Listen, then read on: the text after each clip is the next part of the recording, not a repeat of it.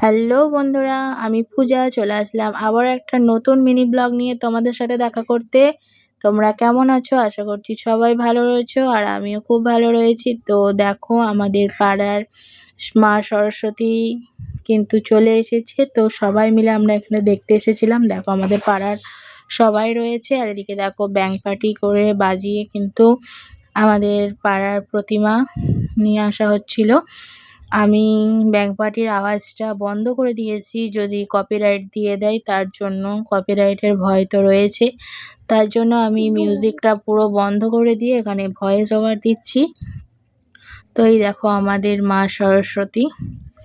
একটু অন্ধকার হয়েছে বলে না ভালো বুঝতে পারা যাচ্ছে না, ক্যামেরাটা একটু কেমন ঘোলা টাইপের হয়ে এসেছে। আর এই দেখো পুরোটা একদম আমাদের হাই স্কুলের এখান থেকে আলো দিয়েছে, একদম পুরো যে ক্লাবে পুজোটা হচ্ছে সেই ক্লাব পর্যন্ত।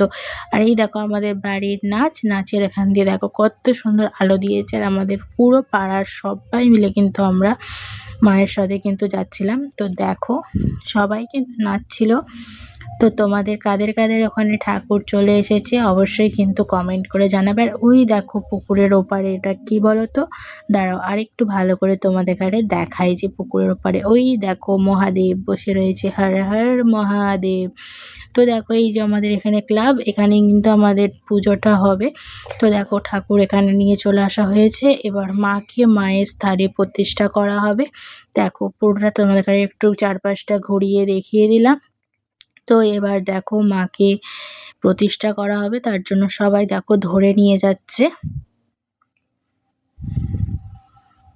তো তোমরা কে কোথা থেকে আমার এই মিনি ব্লগটা দেখছো অবশ্যই কিন্তু কমেন্ট করে জানাবে। আর যদি ইউটিউব থেকে দেখে থাকো তাহলে অবশ্যই চ্যানেলটা সাবস্ক্রাইব করে দিও। আর যদি ফেসবুক থেকে দেখো তাহলে কিন্তু আমার এই এটা ফলো করে দিও। তো সবাই ভালো থাকবে, সুস্থ থাকবে আর সবাই সরস্বতী পুজোটা খুব ভালোভাবে এনজয় করবে।